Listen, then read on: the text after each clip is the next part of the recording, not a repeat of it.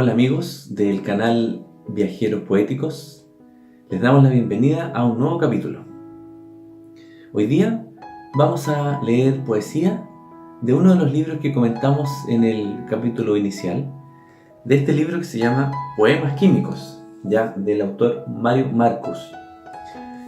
Como les decía, este libro está escrito de tal manera que hace un poema por cada uno de los elementos de la tabla periódica. Si ustedes se recuerdan, la famosa tabla periódica que usamos en el colegio, ¿ya? Este científico hizo un poema para cada uno de estos elementos. Les voy a leer un pedacito de la introducción de este libro para irnos metiendo un poco en cómo se desarrolla.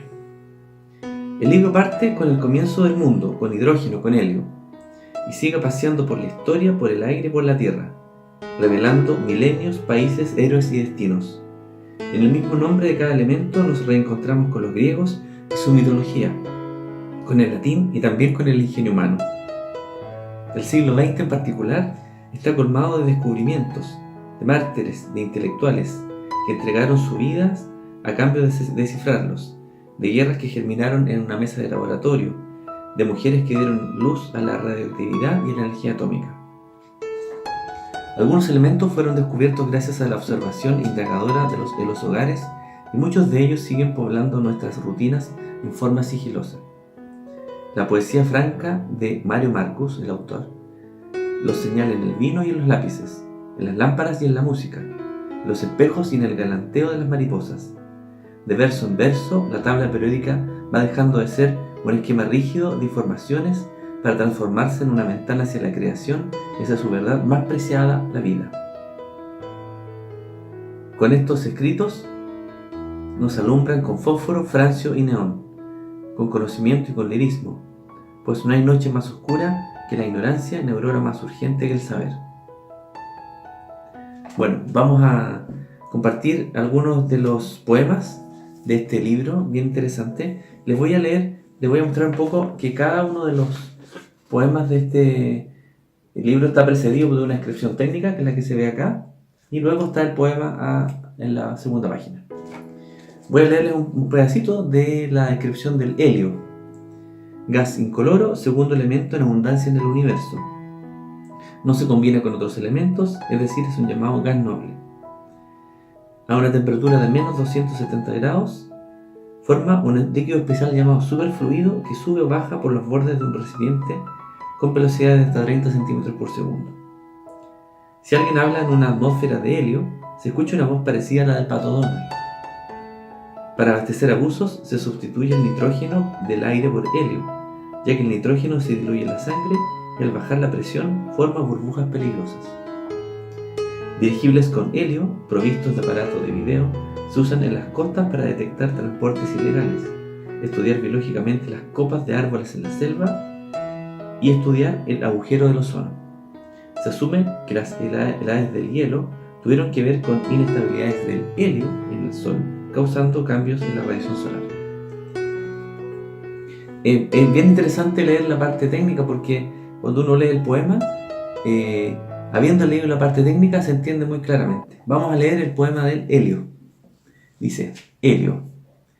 El actor solitario no tiene con quién jugar, pero en su circo solista juega con quien lo mira.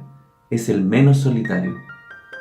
No hay quien lo seduzca, no hay quien lo amarre, mas la gran revista en su jardín, a orillas del mundo, donde todo calor se extingue, lo salva del retiro.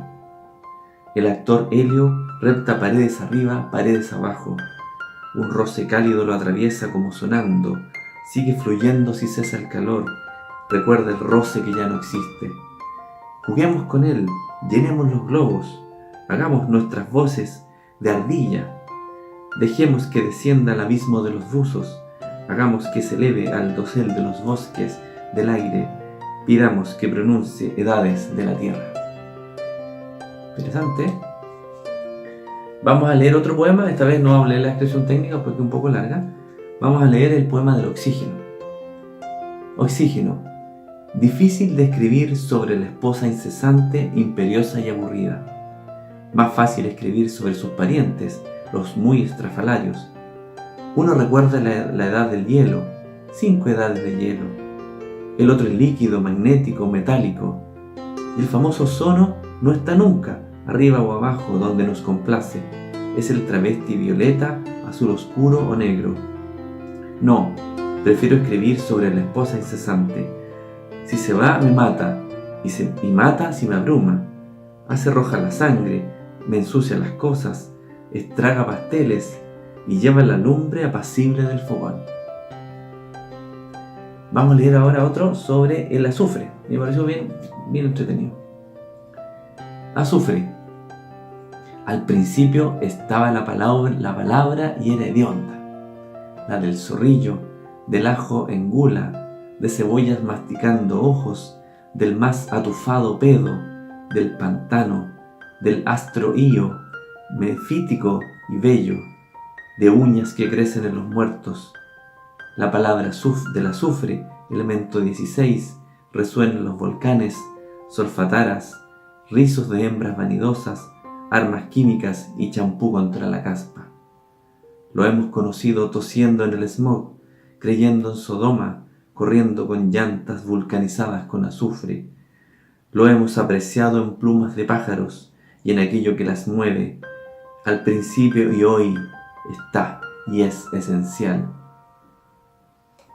Y para terminar vamos a leer un poema de el cobre, que es una de nuestras riquezas naturales, y aquí lo vamos a escuchar. Cobre. ¿Cómo se obtiene cobre? Una manera es robar cañerías o cables, o la Estatua de la Libertad. Otra es robar 70% de yacimientos chilenos, vía tratados que conceden licencia para colonizar a gusto. Otra es rasparlo de las neuronas de esquizoides.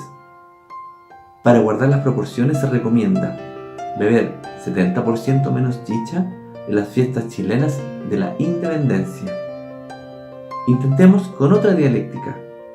Sin la capa de cobre en sus barcos, Colón no habría llegado. Las lapas inhibidas de pegarse a los barcos son de sangre azul porque tienen cobre. A la nobleza de las finanzas no se le atribuye sangre azul. El cobre engorda cerdos, pollos y la susodicha nobleza. El cielo de Chile ya no es azul. Bueno, este libro es muy interesante. Si uno repasa cada uno de los elementos, incluso elementos que no son muy conocidos, la poesía es muy interesante con cada uno de los elementos.